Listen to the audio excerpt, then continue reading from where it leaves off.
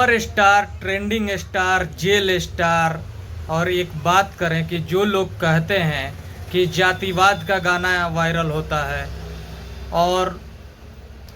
और अश्लील गाने वायरल होते हैं, लेकिन मैं आपको बता दूं कि अश्लील गाना वायरल नहीं होते हैं।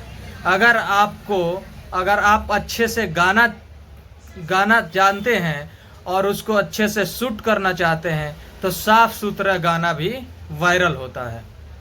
जी हाँ दोस्तों, मैं बात करूंगा एक ब्लॉगर जो कि यूट्यूब के दुनिया में ब्लॉगिंग करके अपना पहचान बनाई सोशल मीडिया पे, जिसका नाम मनीषा और सचिन, दोनों हस्बैंड वाइफ हैं और ये सिवान के हसनपुरा के रहने वाले हैं।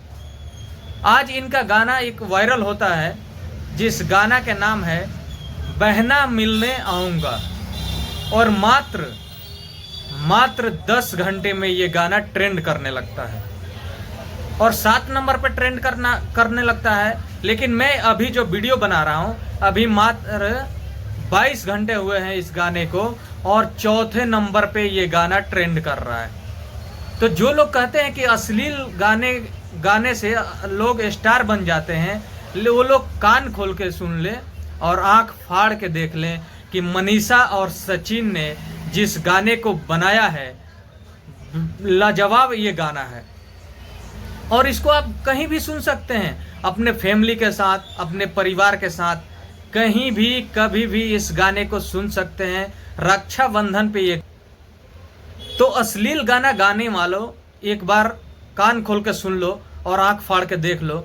मात्र 2,67,000 सब्सक्राइबर हैं जिस चैनल पे रिलीज किया गया है और वो गाना 4 नंबर पे ट्रेंड कर रहा है। और ट्रेंडिंग स्टार को भी पीछे छोड़ दिया ये गाना और पावर स्टार को भी पीछे छोड़ दिया ये गाना। अगर आप लोग भी इस गाने को नहीं सुने हैं तो एक बार जरूर जा करके इस गाने को सुने और मनीषा सचिन को इतना प्यार दें कि भोजपुरी इंडस्ट्री में और हिंदी इंडस्ट्री में 1 नंबर पे ट्रेंड करने लगे ये गाना, यूट्यूब के दुनिया में नंबर 1 पे ट्रेंड करने लगे, क्योंकि बहुत साफ सुथरा गाना है।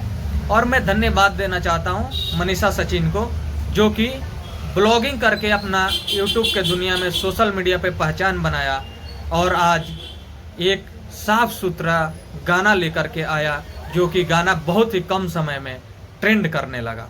बाकी इस वीडियो के बारे में क्या सोचते हैं, और इस वीडियो को ज़्यादा से ज़्यादा शेयर करें ताकि उन लोगों के मुंह पे तमाचा लगे जो लोग अश्लील गाना गा करके वायरल होना चाहते हैं।